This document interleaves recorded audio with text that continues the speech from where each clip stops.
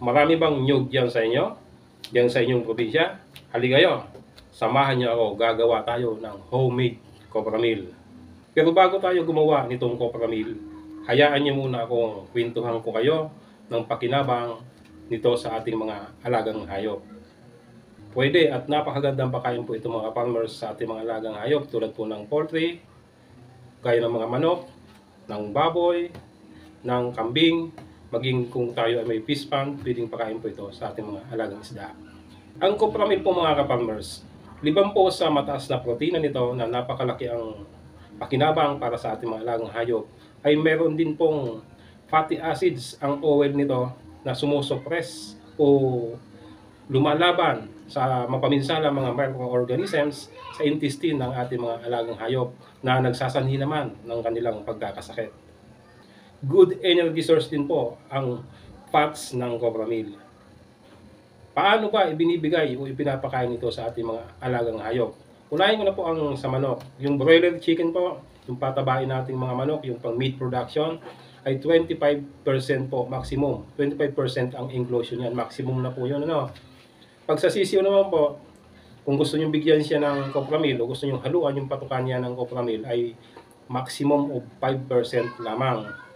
Kung may mga layer hens naman kayo, yung paitlogin ng mga manok o yung umiitlog ng mga manok, ay maximum of 15% naman ang inclusion niyan.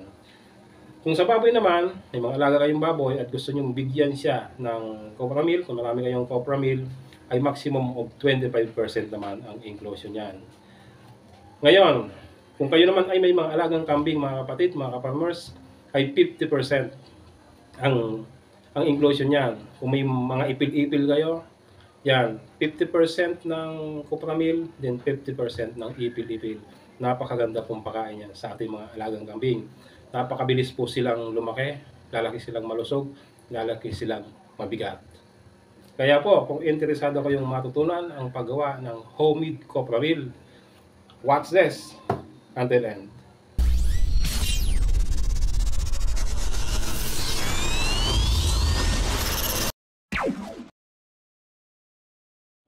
Narito ang mga steps sa paggawa ng nasabing copra meal. Obviously, siyempre mangunguha po tayo ng mga nyug.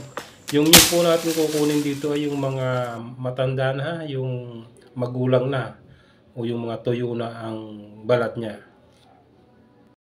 Step 1 tayo. Ito na po yung pagkakayod o pagkukudkod, grating. Yan, mas pino pong pagkakayod o pagkakudkod ay mas maganda. Yan, then after makudkod, ito, sun drying na tayo. Ito na yung pagpapatuyo sa ilalim ng araw. Kailangan po natin patuyuin yan bago natin lutuin para po mas madali natin maluto. Kailangan mababa po ang moisture content ng nyug. Step 3 na tayo, ito na yung pagluluto. Ang target po natin dito mga farmers ay maluto natin ito ng pantay-pantay at hindi sunog, kaya po napaka-importanting alalay po ang apoy natin dito. Then continuous po ang paghahalo. Huwag po natin titigilan ang paghahalo kasi masusunog po yung ilalim niyan. Magiging pangit po ang pagkaluto niyan.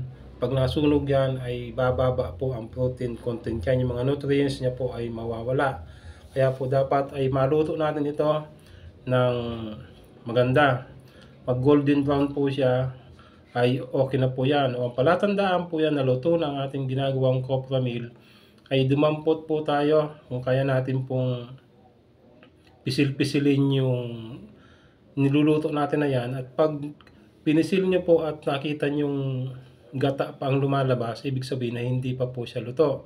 Pero pag oil na ang lumabas, habang pinipisil nyo po yung niluluto natin copra meal, ibig pong sabihin yan ay luto na siya at kailangan nyo ng hanguin. Ngayon mga kapatid, ito po ay ready to, o pwede nang ipakain ito. Ngayon kung may yan kayo, may blender kayo, may miller, kung gusto nyo maging mas pino yan, ay pwede nyo pong i-blend yan para mas maganda po, mas madaling matunaw pag kinain ng ating mga alagang hayop. Yan naman po ay optional. Kung may blender lamang kayo, kung wala naman, ay okay na ito.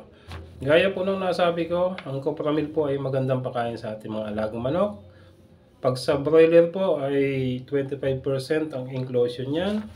Maximum na po yon. Din pag sa layer ay 15%. Pag sa baboy ay 25%. Then pag sa alaga nating mga kambing ay 50% o kalahati. Ibig sabihin, kung may ipil-ipil po kayo, 50% ng ipil-ipil ay 50% din ng copra meal.